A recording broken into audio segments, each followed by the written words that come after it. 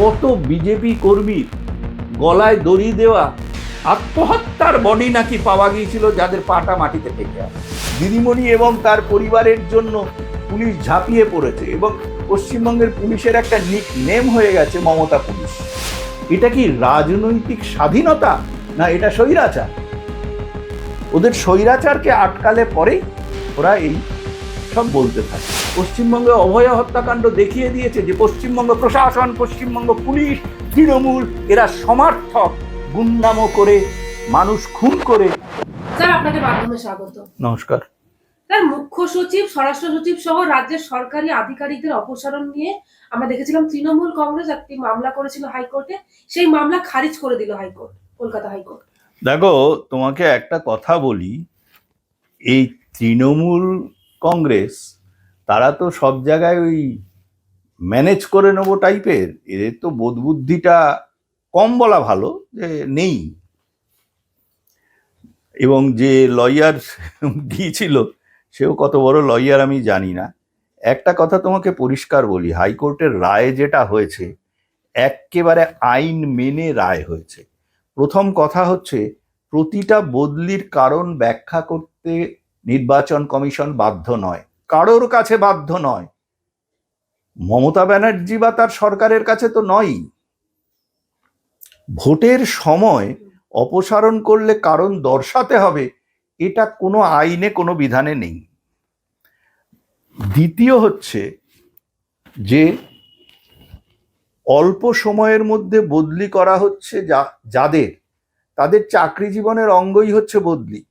বদলি মানেই কমিশনের উদ্দেশ্য খারাপ, এই ব্যাখ্যায় তো কখনো দেওয়া হয়নি এবং সেটা কিন্তু কোনো স্পেসিফিকভাবে যারা মামলা করেছে তারা উল্লেখও করেনি। তাদের অসুবিধে হচ্ছে তাই বদলি হবে না। কমিশনের নির্দিষ্ট এখতিয়ারের বাইরে কাজ কমিশন করেনি, কাজে হস্তক্ষেপের প্রশ্ন আসে না। আর এই বদলির জন্য জনস্বার্থের ক্ষতি হয়েছে, মমতা ব্যানার্জি এবং তার ফ্যামিলির ব্যক্তিগত স্বার্থ বা তৃণমূলের রাজনৈতিক স্বার্থে ক্ষতি হয়েছে, এইটা তো আর জনগণের বা জনস্বার্থের ক্ষতি বলা যায় না। এটা পরিষ্কার বলে দিয়েছে হাইকোর্ট যে এই বদলি সরাসরি জনস্বার্থের কোনো ক্ষতি করেনি। আর বদলির নেপথ্যে রাজনৈতিক কারণ আছে যেটা দাবি করা হয়েছিল, তার সপক্ষে কোনো প্রমাণ পেশ করা হয়নি। রাজনৈতিক কারণটা তাহলে কি? রাজনৈতিক কারণ হচ্ছে তৃণমূলের অসুবিধা হচ্ছে। এবং দেখো, তৃণমূল এতদিন অবধি যেভাবে ইলেকশন কন্ডাক্ট করার সময় যা যা করেছে, তাতে এটাই প্রমাণ হয় যে নির্বাচন কমিশনকে এবং জনসাধারণকে বারবার বোকা বানিয়ে তারা তাদের ইচ্ছে মতো গণতন্ত্রকে ধর্ষণ করে তারা 2016, 2021 দুটো বিধানসভা নির্বাচনেই জিতেছে। আর পৌর নির্বাচনের কথা তো বললামই না। সেই সঙ্গে আমরা দেখছি যে 256 জন যে ওসি, আইসি, যে বিডিও, এদের যে বদল, এই মামলাটাও খারিজ করে দিয়েছে। তা ওসি, বিডিও, তাদের সব মানে বউরা যদি তৃণমূলের সমর্থনে প্রেস কনফারেন্স করতে পারে, হ্যাঁ, তাহলে তাদেরকে দিয়ে কিভাবে নির্বাচনের কাজ হবে? এটাও তো হয়েছে। এবং দেহি পদে পল্লবম উদাহরণ করে মানে এই দিদিমণি এবং তার পরিবারের জন্য পুলিশ ঝাঁপিয়ে পড়েছে এবং পশ্চিমবঙ্গের পুলিশের একটা নিক নেম হয়ে গেছে মমতা পুলিশ। তো এগুলো তো আমরা দেখেছি। পুলিশ মানে মহিলাদের ওপর অত্যাচার, মোলেস্টেশনের তোমার কি বলে এফআইআর নেয় না। থানায় গেলে এফআইআর করে তোমার যে রিসিট দিতে হবে, কোনো থানা দেয় না। কলকাতা শহরে এক সময়ের কমিশনার, পুলিশ কমিশনার, সে নেমে গিয়েছিল অভয়ার হত্যাকাণ্ড ধামাচাপা দিতে। সে পুলিশ কমিশনার মানে কোর্টের রায় আইনকে ফ্লাউট করে সরাসরি অভয়া হত্যাকাণ্ডের শুরুর দিকে তার নাম ডিসক্লোজ করে দিল। এটা কি হচ্ছে? একজন ডেপুটি কমিশনার তিনি নেমে পড়লেন প্রমাণ লোপে। অবশ্য সেগুলোকে এখন নির্বাচন কমিশন সরিয়ে দিয়েছে। অবভিয়াসলি সেটা তো দেবেই। সুষ্ঠুভাবে নির্বাচন করতে গেলে দরকার, বারবার গণতন্ত্রকে তুমি ধর্ষণ করে যাবে আর তুমি বলবে যে গণতন্ত্রের অভূতপূর্ব জয়। এই তো কিছু আজকেই আমি ওই মা ব্রিজের ওপর দিয়ে আসছিলাম সাউথের দিক থেকে, তখন বিভিন্ন জায়গায় পোস্টার দেখলাম, তৃণমূলের পোস্টার। তাতে মমতা ব্যানার্জি ছবি টবি দিয়ে বলেছে বাংলা আবার জিতবে, বাংলা মা, এবং মা হিসেবে মমতা ব্যানার্জিকে দেখাচ্ছে। একটা দলের তিনি দলের হয়ে মুখ্যমন্ত্রী ছিলেন, এই মুহূর্তে তিনি সেই দলের নেত্রী, তিনি মা হয়ে গেলেন। আর আমরা ভারত মাতার কথা বললে আমাকে দেশদ্রোহী বলে আমাদের তারা আঘাত করে, তারা খিস্তি খেউর করে অকথ্যভাবে। এটা কি? এটা কি রাজনৈতিক স্বাধীনতা, না এটা স্বৈরাচার?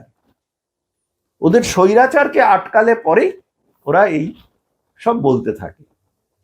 কয়েকদিন আগে আমরা দেখেছিলাম পাণ্ডবেশ্বরের সভা থেকে মুখ্যমন্ত্রী বলছিলেন, অভিযোগ করে আজকে আমরা দেখলাম শুভেন্দু অধিকারী সহ বিজেপি নেতৃত্ববৃন্দ তারা সিও অফিসে গেলেন এবং তারা নালিশ জানিয়ে এসেছেন মুখ্যমন্ত্রীর বিরুদ্ধে, যে মুখ্যমন্ত্রী খুনের হুমকি দিচ্ছে। দেখো, শুভেন্দু বাবু বিরোধী দলনেতা। আমি যতদূর সংবিধান জানি, আমি বহু আগেই বলেছিলাম, ভারতীয় সংবিধান অনুযায়ী বিরোধী দলনেতার স্থান কিন্তু মুখ্যমন্ত্রীর পরেই। মুখ্যমন্ত্রীর ভাইপো একজন সাধারণ এমপি, অর্ধশিক্ষিত একটি মানুষ, তিনি শুভেন্দুবাবুর এলাকায় বক্তৃতা দিতে গিয়ে তুই তুকারি করলে বলছেন তোর বাড়ির 1.5 কিলোমিটার দূরে দাঁড়িয়ে আছি, আয় ক্ষমতা থাকলে। তারপরে পুলিশ তাকে তোবা তোবা করে বাহবা দিচ্ছে। এটাই কি গণতন্ত্র? 1 নম্বর। শুভেন্দুবাবু এটা করলে গণতন্ত্র রক্ষা করার জন্য করেছেন, 1 নম্বর। দ্বিতীয় হচ্ছে, যে কেউ বলুক, সেটা শুভেন্দুবাবু বলো বা মানে এই তো বামপন্থীরাও বলছে যে এরা কত বড় স্বৈরাচারী। তো আরেকটা কথা বলি, খুবই প্রণিধানযোগ্য, যে উনি ওই পাণ্ডবেশ্বরে গিয়ে বলেছিলেন যে আমরা পাণ্ডব, মানে তৃণমূল দল, উনি ওনার ফ্যামিলি পাণ্ডব, আর ওরা মানে বিজেপি হচ্ছে কৌরব। আমার মনে হয় ওনার এই যে শিক্ষা দীক্ষা, মহাভারত সম্পর্কে এই ধারণা, সেটা হচ্ছে ওনার উল্লিখিত যে মহাভারত, তার রচয়িতা বোধহয় নজরুল ইসলাম ছিল। উনি বলেছিলেন তো যে নজরুল ইসলাম মহাভারত লিখেছিলেন, এবং সেই মহাভারতে বোধহয় এটাও আছে যে দ্রৌপদীর যে বস্ত্রহরণ, সেই বস্ত্রহরণের জন্য উনি কি কি করেছেন। আমি বলতে পারি কি কি করেছেন, তুমি একটু ভেবে দেখো। যে উনি আসার পরে, ক্ষমতায় পশ্চিমবঙ্গে আসার পরে যে পার্ক স্ট্রিট কাণ্ড হলো, সেখানে ধর্ষিতার সম্পর্কে বলা হলো সে খদ্দের নিয়ে ঝামেলা হয়েছিল, উনি বলেছেন। এবং উনি দ্রৌপদীদের কিরকম ইজ্জত দেওয়া পাণ্ডব, যে উনি দর ঠিক করে দিতেন যে হাফ রেপ হলে কত, ফুল রেপ হলে কত। আর যখন সেই আক্রান্তা নারীর মৃত্যু হতো, তারপরে উনি যা তা বলতেন অ্যাফেয়ার ছিল, পেটে বাচ্চা ছিল, ইত্যাদি ইত্যাদি, এরকম কুৎসিত কথাবার্তা বলতেন। এবং উনি সারা ভারতবর্ষে প্রভূতভাবে প্রচলিত যে মহাভারত সিনেমাটা, আমরা সিরিয়ালটা দেখেছিলাম, তার দ্রৌপদীকে হারানোর জন্য উনি ওনার সেই রংচং মাখা, কোনো কৌরব রমণী হবে না, আমি নাম ফাম এত জানিও না, নাম জানতে চাইও না, তিনি তাকে দাঁড় করিয়েছেন হারানোর জন্য। মানে দ্রৌপদীকে বাধা দেওয়ার জন্য, দ্রৌপদীর বস্ত্রহরণের দর ঠিক করার জন্য যে পাণ্ডবরা নাবে, তাহাদের মমতা ব্যানার্জির পাণ্ডব বাহিনী বলে। এই পাণ্ডব বাহিনীকে কিন্তু ভারতীয় তথা সারা পৃথিবীর সমস্ত মানুষ যারা পাণ্ডব হিসেবে যাদের চেনে, তাদের মধ্যে ফেলে না, ওটা ওনার নিজস্ব পাণ্ডব। স্যার, এই যে কেন্দ্রীয় বাহিনী সম্পর্কে মুখ্যমন্ত্রী এই ধরনের মন্তব্য, যে বলছেন যে ছেলেদের পিছনে রাখবেন, আপনারা সামনে থাকবেন, কি কি করতে হবে আপনারা সব জানেন, এই উস্কানিমূলক মন্তব্য নিয়ে আজকে শুভেন্দু অধিকারী গেলেন। দেখো, আমি তোমাকে একটা কথা বলি, এই গত বছর এই যে 2024-এ যে সেন্ট্রাল ইলেকশন হচ্ছিল, ওই সময় ইলেকশন চলাকালীন বিভিন্ন দিনে আমি বহুল প্রচালিত কলকাতার একাধিক চ্যানেলে বসেছিলাম তখন অন দ্য স্পট। আমি দিলীপ ঘোষের যে ওই সময় বর্ধমানে উনি লড়ছিলেন সেইটা দেখালুম অন্যান্য জায়গাতেও, তো লড়াইয়ের ছবি একই রকম একটা পিকচার আসছিল। পিকচারটা কি, সেটা হচ্ছে বললাম যে এটা আমি কালকে এই চ্যানেলে বলেছি, তার আগের দিন অমুক চ্যানেলে বলছি, যে আমি দেখছি যে প্রথমে ক্যান্ডিডেট, একটা ভয়ের আবরণ তৈরি করা হয়, কারণ ক্যান্ডিডেটকে আটকানো এবং কয়েকজন ইনফ্লুয়েন্সিয়াল নেতাকে আটকালে পরে সেটা প্রচারটা হয়ে যায়। সকাল থেকে তারা তাদের গাড়ি আটকাতো, কিরকম করে করতো, মহিলাদের সামনে এগিয়ে দিল। এইবারে মহিলারা কেউ গাড়ির সামনে শুয়ে পড়লো, কেউ মহিলা বাহিনী, সেই প্রমিলা বাহিনী তৃণমূলের যেটা আছে আর কি, তো তাদের দিয়ে লেলিয়ে দেওয়া হতো। এইবারে যে দেহরক্ষীরা থাকবেন তারা কিছু বাধা দিতে চাইবেন, যখন সেন্ট্রাল ফোর্স এলো তখন একেবারে স্পেসিফিক্যালি দেখা গিয়েছিল যে মহিলারা সেন্ট্রাল ফোর্সের গায়ে গিয়ে ঝাঁপিয়ে পড়ছে, আর তখন তাদের লুঙ্গি বাহিনী এবং অন্যান্য যে লুঙ্গি বাহিনীর যে সমগোত্রীয় যেসব তাদের লোকজন আছে তারা শ্লীলতাহানি করে ঝাঁপিয়ে পড়ে এমন গোলমাল করলো। এবং এই যে তোমার কেন্দ্রীয় বাহিনী, সেই কেন্দ্রীয় বাহিনীর লোকেরা তখন কিছু করার থাকে না, কারণ তাদের কাছে তো অত পরিমাণে মানে মহিলা বাহিনী ছিল না। এই ব্যাপারগুলো কিন্তু তখন আমি দেখিয়েছিলাম। এবং দেখো এখন কিন্তু সারা ভারতবর্ষের নেতৃত্ব এগুলো জেনে গেছে, মোডাস অপারেন্ডি অফ তৃণমূলী গুন্ডা to rape the constituency at the time of elections। এই জায়গাটাকে আটকানোর জন্য আমার মনে হয় নির্বাচন কমিশন এবার তৈরি আছে। মমতা ব্যানার্জির এইখানে কিন্তু আঘাতটা লাগছে, কারণ ওর যে অস্ত্রগুলো, গণতন্ত্রকে ধর্ষণ করার যে অস্ত্রগুলো, সেই অস্ত্রগুলোকে একের পর এক নির্বাচন কমিশন ভোতা করে দিচ্ছে। আরে এটা তো নির্বাচন কমিশনের কাজ। এবং তখন নির্বাচন কমিশনের সঙ্গে অমুকের আতাত আছে, তমুকের আতাত আছে, এইসব কথা বলে কি হবে? কোনো তো এগুলোতে লাভ হয় না কিছু। আমি একে নামিয়ে দেবো, আমি অমুকের ঘাড় থেকে 6 ইঞ্চি ছোট করে দেবো, এটা কি হিন্দি ফিল্মের ডায়লগ না সাউথ ইন্ডিয়ার ফিল্মের কপি, যেটা ওই আমাদের টলিউডে করা হয়? সেই সঙ্গে আমরা দেখলাম আরেকটি মন্তব্য, যে নির্বাচনের পর পোস্টার লাগিয়ে বলতে হবে আমি বিজেপি করি না, মুখ্যমন্ত্রী বলেছেন, যেটা নিয়ে আজকেও গেছিলেন। না, উনি তো গলায় দড়ি দেওয়ার কথাও বলেছেন।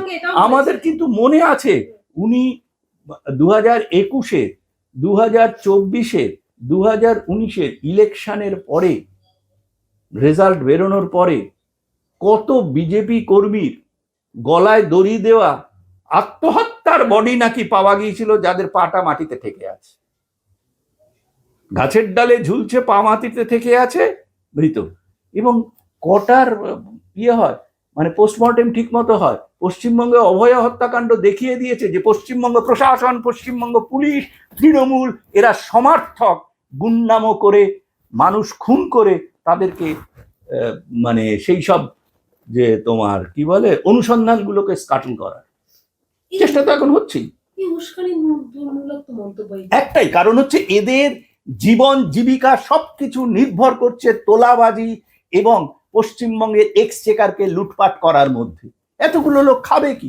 তুমি ভাবতে পারো পশ্চিমবঙ্গের তোলাবাজিতে কত মানুষের সংসার চলে, কোটি কোটি মানুষ বেঁচে আছে। একটা কথা বলি, আজকে পশ্চিমবঙ্গে দেখো যে নতুন নতুন তো কত ডাক্তার বেরোচ্ছে, ডাক্তারদের অভিজ্ঞতা বাড়ছে, কিন্তু ডাক্তারদের পার্সোনাল চেম্বার আগে যেমন অনেক জায়গায় ছিল, মানুষের সুবিধা হতো, চেম্বারে যেতে পারতো, সেগুলো নেই। কয়েকটা বড় বড় কর্পোরেট খালি ওই রকম মানে পলিক্লিনিক করে রেখেছে, বা হাসপাতাল, প্রাইভেট হাসপাতাল, যেখানে ভালো চার্জ দিয়ে দেখাতে হয় এবং তার থেকে একটা ভগ্নাংশ সেই ডাক্তার পান। ডাক্তার কেন নিজের চেম্বার করেন না? ডাক্তারের যদি 1 মাসে 10 লাখ টাকা ইনকাম হয়, তাহলে তোলাবাজিতে তাকে 15 লাখ টাকা দিতে হবে, অন্তত দরাদরি করে 10 লাখ দিতেই হবে। তাহলে তার খরচাপাতি, তার খাটুনি, সেগুলো যাবে কোথায়? পশ্চিমবঙ্গে একটা ইন্ডাস্ট্রি আসছে না, সব ইন্ডাস্ট্রি চলে গেছে, কোনো ব্যবসা নেই, কিছু নেই, এই এই তোলাবাজির জন্য।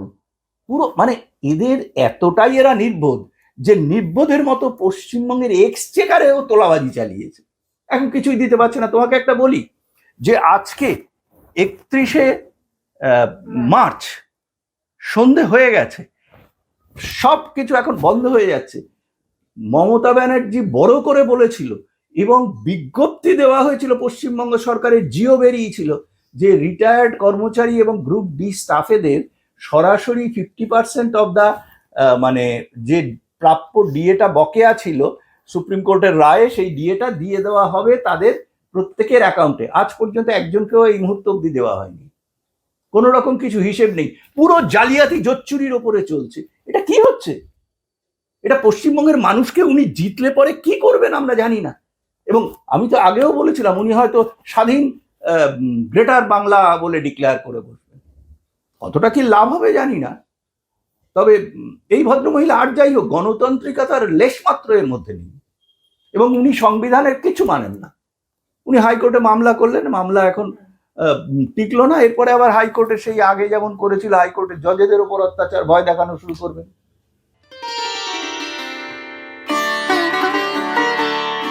मोदी जी का विजन, मुख्यमंत्री डॉक्टर मोहन यादव जी का मिशन। मध्य प्रदेश में खेती अब सिर्फ परंपरा नहीं, समृद्धि का संकल्प बन चुकी है। प्रधानमंत्री नरेंद्र मोदी जी के किसान केंद्रित राष्ट्र विजन को जमीन पर उतारते हुए मुख्यमंत्री डॉक्टर मोहन यादव ने शुरू किया मध्य प्रदेश कृषक कल्याण मिशन। लक्ष्य साफ है, किसान मजबूत, खेती आधुनिक और प्रदेश आत्मनिर्भर। वर्ष 2025-26 में 32,308 करोड़ रुपए से अधिक का कृषि बजट। मुख्यमंत्री मोहन यादव के निर्णय, गेहूं पर 175 रुपए प्रति क्विंटल बोनस, 2600 रुपए प्रति क्विंटल पर खरीदी, धान पर 4,000 रुपए प्रति हेक्टेयर प्रोत्साहन, यानी किसान की जेब में सीधा फायदा। प्रधानमंत्री मोदी जी की सोलर और ऊर्जा आत्मनिर्भरता नीति को मुख्यमंत्री मोहन यादव ने दी रफ्तार। 5 रुपए में स्थायी बिजली कनेक्शन, 30 लाख सोलर पंप, हर साल 10 लाख नए कनेक्शन। अब खेती बिजली की चिंता से मुक्त। मुख्यमंत्री किसान कल्याण योजना के तहत 85 लाख किसानों को 19,000 करोड़ रुपए से अधिक का सीधा लाभ। प्रधानमंत्री मोदी जी की पहल पीएम किसान समृद्धि केंद्र, अब हर ग्राम पंचायत में। मुख्यमंत्री डॉक्टर मोहन यादव के नेतृत्व में कृषि उद्योग समागम। मंदसौर और नरसिंहपुर में 3,812 करोड़ रुपए की 11 इकाइयां, 6,000 प्लस रोजगार। कृषि अब रोजगार की रीढ़। आज मध्य प्रदेश देश के अग्रणी कृषि राज्यों में शामिल है। दृष्टि प्रधानमंत्री नरेंद्र मोदी, नेतृत्व मुख्यमंत्री डॉक्टर मोहन यादव। खुशहाल किसान, समृद्ध मध्य प्रदेश।